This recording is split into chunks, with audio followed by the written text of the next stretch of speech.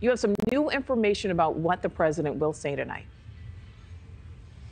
Yeah, Nicole, just in the last few minutes, we're learning about a major move that President Joe Biden will announce this evening in tonight's State of the Union address, directing an emergency mission of U.S. military to establish a port in Gaza to allow more humanitarian aid to get in. They say this will allow for hundreds of additional truckloads of humanitarian assistance to get in each day. Now, this part is important. They say there won't be any U.S. boots on the ground. Instead, they say this will require U.S. military personnel offshore on military vessels. Now, we're expecting to hear more from the Pentagon on just how many U.S. personnel will be involved in this. They say they are already in the region or will be moving there soon as they're working on this in the coming days. So we are expecting to hear more from President Biden on this emergency mission, as they're calling it, later tonight in his address. But back to the speech, it really is his pitch to the American people on why he thinks he deserves another 4 years in office. He's going to talk about what he's gotten done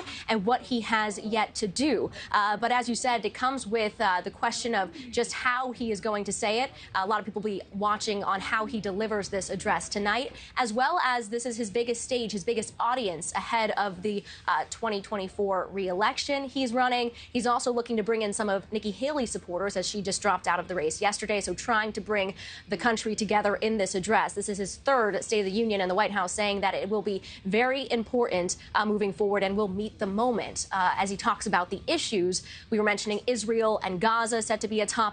In addition to that, Ukraine, the president will urge House Republicans to pass Ukraine funding that's currently stalled in Congress, as well as border funding. He is going to push for Congress to act on that. A White House official telling NewsNation that they are not expecting any announcements ahead of the speech or during the speech on any executive action the president might take. We've been reporting they are weighing that, but no final decisions have been made. Now, as you said, Nicole, you pointed out a lot of focus from the White House on what he's going to say, but a lot of people are watching how he says it, how he delivers it. A lot of eyes on that tonight, as there's been concern around his age and mental fitness, as well as what's happening outside of Capitol Hill in terms of protests. We're hearing about protests happening outside of the White House and Capitol Hill set for tonight, protesting Biden's support of Israel in its war against Hamas. We've seen that backlash as Biden has been up in these primary states and folks voting uncommitted or casting their ballot for uncommitted to protest Biden on the ballot. Now, President Biden is here at the White House ahead of tonight's big address. We just saw something shared from the White House as the president was getting advice from recent presidents, and these were presidents from TV shows or movies. So we got advice from everyone from Morgan Freeman to Michael Douglas. Nicole.